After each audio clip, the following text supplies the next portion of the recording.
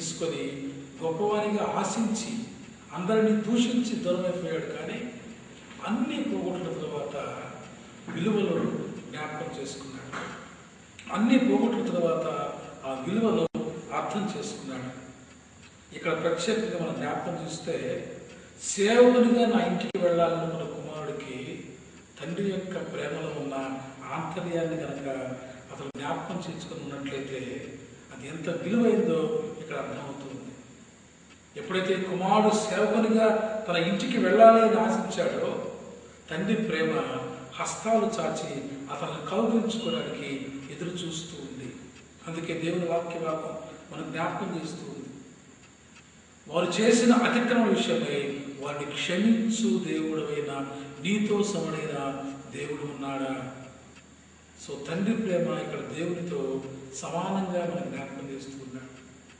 తండ్రికి వ్యతిరేకంగా తిరుగుబాటు చేసిన ఈ కుమారుణ్ణి ప్రేమించడానికి తండ్రి తన కరమును చాచి ఆహ్వానిస్తూ ఉన్నాడు. ఎంత కరుణాలని తండ్రి, ఎంత క్షమాహృదయంగా తండ్రి కనికరము చూపుటయందు సంతోషించు తండ్రి.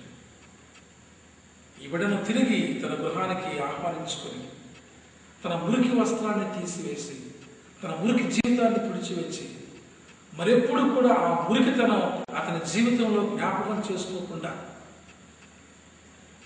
ప్రశస్తమైన వస్త్రాలతో కుమారత్వాన్ని ఇచ్చిన తండ్రి ఈ కథనంలో మనకు యేసు ప్రభు ద్వారా పరిచయం చేయబడ్డారు.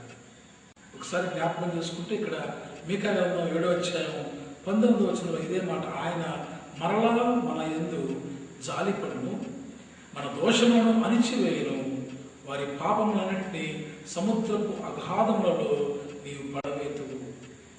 తండ్రి కుమారుని యొక్క ప్రేమ, ఆ ప్రేమ పాశం, ఆ వాత్సల్యత ముందు కనబడుతున్న మాటలు ఏమిటంటే ఆ పొరపాట్లను సముద్రపు అగాధంలో పడవేయటం అంటే అవి తిరిగి జ్ఞాపకం చేసుకునేంత స్థితి. మనం చేసిన తిరుగుబాటుకు ప్రతిఫలంగా ఆయన మన మీద కనికరమే చూపుతూ ఉన్నాడు, కానీ క్రోధాన్ని ప్రకటించలేదు. కనికరంలో తండ్రి ఆ కనికరాన్ని చూపించి మరీ సంతోషిస్తూ ఉన్నాడు. ఇక్కడ ఈ ధ్యాన భాగాన్ని జ్ఞాపకం చేసుకుంటే కుమారుడు తిరిగి ఇంటికి వచ్చినప్పుడు అతడు ఇంకా దూరముగా ఉండగానే పరిగెత్తి తండ్రి వారిని కౌగిలించుకొని వారిని శుభ్రపరిచి కుమారత్వపు దుస్తులు ఉంగరాన్ని అతను తొడిగించి తిరిగి తన కుమారత్వాన్ని వారసత్వంగా ఇచ్చిన ఆ వైనాన్ని మనం జాగ్రత్తగా జ్ఞాపకం చేసుకుంటే తండ్రి యొక్క వాత్సల్యత, ప్రేమ మనం అర్థం చేసుకోవచ్చు. అయితే ఒక చిన్న విషయాన్ని మనం జ్ఞాపకం చేసుకోవాలి. చెదిరిపోయిన కుమారుడు తిరిగి ఇంటికి వచ్చాడు, కానీ ఇంట ఉన్న కుమారుడు బయటికి వెళ్ళిపోతూ ఉన్నాడు. ఒకరిని కనికరించి తండ్రి సంతోషిస్తూ ఉంటే ఆ కనికరాన్ని చూడలేని మరొక కుమారుడు ఇంట్లోంచి బయటికి వెళ్ళిపోతూ ఉన్నాడు. మనం కూడా చాలాసార్లు మన జీవితంలో ఇదే స్వభావాన్ని, ఈర్ష్య ద్వేషాలను ప్రదర్శిస్తూ ఉంటాం. మన ఇంట ఎవరికైనా మనకంటే ఎక్కువ ప్రేమ కనబరుస్తూ ఉంటే ఆ ప్రేమను తట్టుకోలేకపోతూ ఉంటాం. ఈ కథనంలోనే చిన్న కుమారుడు తిరిగి ఇంటికి వస్తే క్షమించిన తండ్రి, కనికరం చూపిన తండ్రి సంతోషంతో విందు చేస్తూ ఉంటే ఆ విందులో పాలుపంపులు పుచ్చుకోలేక మరొక కుమారుడు ఇంట్లోంచి బయటకు వెళ్ళిపోతూ ఉన్నాడు. క్రైస్తవ సంగమా, చాలాసార్లు నీకు నేను కూడా దేవుడు మనకంటే ఎక్కువగా ఎవరినైనా ప్రేమిస్తూ ఉంటే ఆ ప్రేమను చూడలేకపోతాం. దేవుని ప్రేమను పంచుతూ ఉన్నప్పుడు దాన్ని ఈర్ష్యగా మనం స్వీకరిస్తూ ఉంటాం. దేవుని యొక్క దీవెనను పొందడంలో అనేక మార్లు ఇక్కడే మనం ఫెయిల్ అయిపోతూ ఉన్నాం. అయితే తండ్రి మాత్రం చిన్న కుమారుని ఎలా ప్రేమించి రిసీవ్ చేసుకున్నాడు, వెళ్ళిపోతూ ఉన్న పెద్ద కుమారుడి మీద కూడా అదే ప్రేమను కనబరుస్తూ ఉన్నాడు. వారి మీద జాలిపడి, ఇక్కడ జ్ఞాపకం చేయడం మాట, ఆయన మరలా మన యందు జాలిపడను. ఒక కుమారుడు వచ్చాడు కనికరం ద్వారా, కానీ తండ్రికి మరలా పెద్ద కుమారుని వెతుక్కోవాల్సిన పరిస్థితి. లేఖన భాగాలను జాగ్రత్తగా మనం జ్ఞాపకం చేస్తూ ఉంటే వెళ్ళిపోయిన పెద్ద కుమారుడు జాలితో ఆ వాకటి నిలబడిన తండ్రి యొక్క ఆ సంభాషణ మనం జ్ఞాపకం చేసుకుంటే తండ్రి ఇంట ఉండి కూడా పడిపోయిన కుమారుడు, తండ్రిని విడిచి వెళ్ళి కూడా తండ్రి దగ్గరకు తిరిగి వచ్చిన కుమారుడు. వీరిద్దరిలో ఎవరిని గురించి మనం ఇవాళ అర్థం చేసుకోవాలి? మనం క్రైస్తవ విశ్వాస జీవితం జీవిస్తూ కూడా క్రీస్తుకు వ్యతిరేకంగా తిరుగుబాటు చేస్తూ ఉన్నాం. అనేకులు క్రీస్తుని ఎరుగక దూరంగా వెళ్ళిపోయి తిరిగి క్రీస్తు దగ్గరకు వస్తూ ఉంటే, క్రీస్తు ప్రేమ వారిలో కనపడుతూ ఉంటే మనం ఈర్ష్యతో వారి గురించి ఆలోచన చేస్తూ ఉన్నామా? ఇవాళ ఓ పెద్ద కుమారుడుగా నీవు ఉన్నావా, ఓ చిన్న కుమారుడుగా నీవు ఉన్నావా? ఒకసారి ఆలోచన చేసుకున్నాం. జాలిపడి మేలు చేసి ఆయన ఆనందిస్తూ ఉన్నాడని ఇనిమే గ్రంథం 2వ అధ్యాయం 40-41 వచనంలో జ్ఞాపకం చేస్తూ ఉంది. జాలి చూపి ఆనందించే దేవుడు, కనికరపడి సంతోషించే దేవుడు. ఈ దినపు ఈ వాక్య భాగాలు నీ హృదయాన్ని మరింతగా హత్తుకోవాలంటే ఈ పెద్ద కుమారుడిని కూడా ఓ వ్యక్తి జీవితంతో మనం పోల్చుకోవచ్చు. అపోస్తుల కార్యముల గ్రంథం 9వ అధ్యాయం 3-8 వచనాలు మనం కనుక జాగ్రత్తగా గమనిస్తూ ఉంటే సౌలు యొక్క జీవితాన్ని అక్కడ చూస్తూ ఉంటాం. దేవుని ఇంట పెరిగినవాడు, దేవుని యొక్క నియమనిష్టలతో అనేకులకు ఆదర్శప్రాయంగా ఉన్నవాడు, దేవుని సంఘంలో లేదా సమాజంలో అత్యంత గౌరవాన్ని పొందిన ఒక నిష్ఠగల యూదుడైన సౌలు క్రీస్తు మీద తిరుగుబాటు చేస్తూ, దేవుని మీద తిరుగుబాటు చేస్తూ ఉన్న వైనాన్ని మనం జ్ఞాపకం చేసుకుంటే, ఇంట ఉన్న కుమారుడు ఇంటికి వ్యతిరేకంగా తిరుగుబాటు చేయడం ఇక్కడ అర్థమవుతుంది.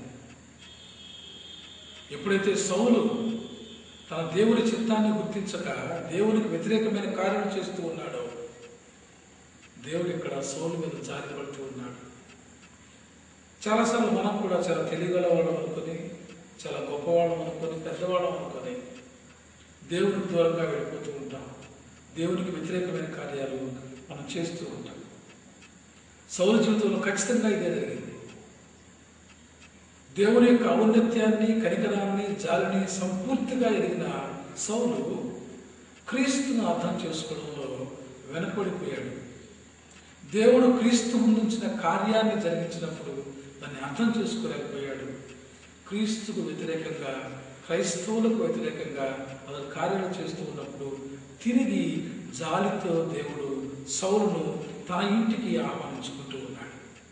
సౌలా సౌలా, ఎందుకు నా మీద తిరుగుబాటు చేస్తూ ఉన్నా అని సౌలుకు దమస్కులో తన దర్శనాన్ని కలిగించినప్పుడు సౌలు కండ్లకు ఉన్న పొరలు రాలిపోయినాయని బైబిల్ వాక్యాలను మనం చూస్తూ ఉన్నాం. అనగా దేవుని వ్యతిరేకించి వెళ్ళిపోయిన కుమారుడు అజ్ఞానంతో విడిచి వెళ్ళిపోతే, దేవుని సన్నిధిలో నుంచి బయటకు వెళ్ళిపోతూ ఉన్నవాడు అంధకారంతో కనిపిస్తూ ఉన్నాడు. అనగా ఆధ్యాత్మిక అంధకారం, ఆధ్యాత్మిక అజ్ఞానం మన జీవితాల్లో దేవునికి దూరంగా మనం చేస్తూ ఉంటాయి. ఈ ఇద్దరి కుమారుల జీవితాన్ని మనం జ్ఞాపకం చేసుకుంటూ ఉన్నప్పుడు ఇద్దరు కూడా దేవునికి దూరం అవుతున్నారు. కానీ దేవుడు ఒకరిని కనికరం చూపి వారిని ఆహ్వానించుకొని సంతోషించాడు. మరొకరి మీద జాలిపడి వారికి మేలు చేసి ఆనందాన్ని పంచి ఇచ్చాడు. ప్రియమైన దేవుని బిడ్డలారా, ఓసారి ఈ వాక్యాన్ని మనం ఆలోచన చేసుకుందాం.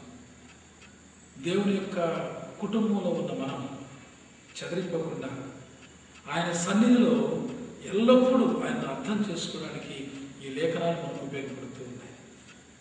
దేవుని ఇంట ఆ ప్రేమను పొందుతూ ఉండవలసిన మనం ఆ ప్రేమను పొందలేక బయటకు వెళ్ళి ఎన్నో ఇబ్బందులు పడుతూ ఉంటాం. ఈ దినం ఈ చిన్న కథనాన్ని జ్ఞాపకం చేసుకొని దేవుడు మనకు ఎంత కనికరం చూపుతూ ఉన్నాడో, ఎంత జాలి పడుతూ ఉన్నాడో మనం అర్థం చేసుకొని ఆ జాలితో మనం ఆయన ప్రేమను పంచుకోవడానికి అంతమట్టుకే కాదు, తిరిగి కుమారత్వాన్ని ఇస్తూ ఉన్నాడు. పౌలును ఆయన అభిషేకించి సంఘ స్థాపనకు నాయకులుగా తను వినియోగించుకున్నాడు. ఒకరి నీవు నేను తిరిగి దేవుడి దగ్గర రాగలిగితే, ఆయన ప్రేమను గుర్తించగలిగితే గొప్ప బాధ్యత ఆయన మనకు అందిస్తూ ఉన్నాడు. మన ద్వారా గొప్ప కార్యాలు చేయడానికి ఇష్టపడుతూ ఉన్నాడు. ఆ కుమారత్వం స్వీకరించడానికి, తిరిగి రావడానికి నీవు సిద్ధంగా ఉన్నావా? తండ్రిని విడిచి వెళ్ళిపోయావేమో, తండ్రి ఆస్తిని పంచుకొని వెళ్ళిపోయావేమో. ఒకవేళ పెద్ద కుమారులాగా తండ్రితో ఉండి కూడా మనసులో తండ్రికి దూరంగా జీవిస్తూ ఉన్నామేమో. ఇద్దరు కుమారుల జీవితాన్ని మనకు మనం అన్వయించుకుందాం. ఒకవేళ మనకు పశ్చాత్తాపం అవసరమని మనకు అనిపిస్తే ఇప్పుడే ప్రభు చెంత మనం వెళ్ళి ప్రార్థన చేసుకుందాం. ఆయన కనికరపడి మనకు సంతోషాన్ని ఇస్తాడు. ఆయన జాలిపడి తాను ఆనందిస్తాడు. ఆ ప్రేమను మన మీద కుమరిస్తాడు. అటు దేవుని కంటే గొప్ప దేవుడు ఎవరైనా ఉన్నారా? మీకా వేసిన ఈ ప్రశ్నకు సమాధానం మనం చెప్పగలమా? దేవా, అటువంటి దేవుడు నీకంటే మరి ఎవడూ లేడని ఖచ్చితంగా మనం ఇక్కడ ఒప్పుకొంటున్నాం. ఎందుకంటే పూర్వకాలమున నీవు మా పితరులైన అబ్రహాము యాకోబులను ప్రమాణం చేసిన సత్యమును కనికరమును నీవు అనుగ్రహించు. సో మన జీవితాలకి కనికరాన్ని అనుగ్రహించే దేవుడు మనం తోడుగా కనుక ఎల్లప్పుడూ ఆయన కనికరంలో బలపడ్డకు పరిశుద్ధాత్మ మనం స్థిరపరచునుగాక. ఆమేన్. తల ఉంచుకుందాం, ప్రార్థన చేసుకుందాం. పరిశుద్ధుడైన మా తండ్రి, మా దేవ, కనికరము చూపుతూ మాపై నీవు జాలి పడుతూ ఉన్నావు.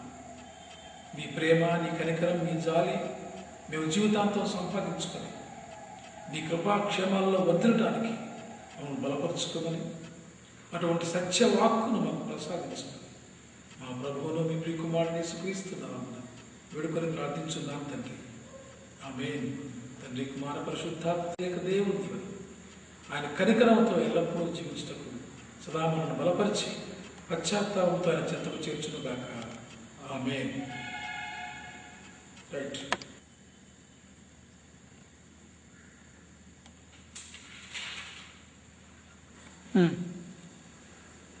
క్రీస్తునందు ప్రియమైన దేవుని బిడ్డలారా, ప్రకటన గ్రంథం 3వ అధ్యాయం 14వ వచనంలో ఉన్న లవోదికయలో ఉన్న సంఘం దూతకు ఇలాగు రాయము అని దేవుడు సెలవిచ్చిన మాటలను ఈ దినం మరొకసారి మనం జ్ఞాపకం చేసుకుందాం. లవోదికయ సంఘంలో ఉన్న సంఘపు బిడలకు దేవుని యొక్క హెచ్చరిక ఏమిటి అంటే